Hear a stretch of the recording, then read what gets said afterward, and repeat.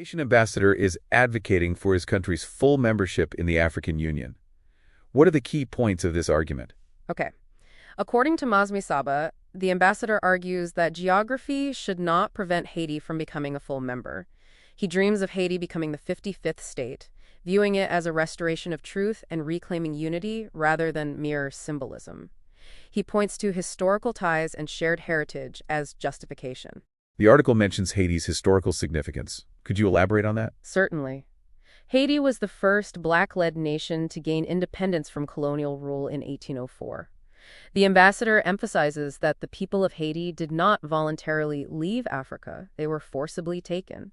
Despite this, African culture and identity persisted in their traditions and resistance. The piece also mentions former Nigerian President Obasanjo.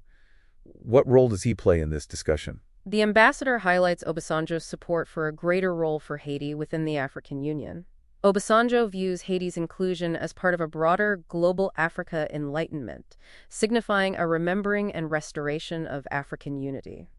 The ambassador sees him as a bridge between eras, advocating Pan-African unity. Ultimately, the ambassador's argument challenges the notion that geography should define belonging, advocating for the restoration of a shared African identity and unity.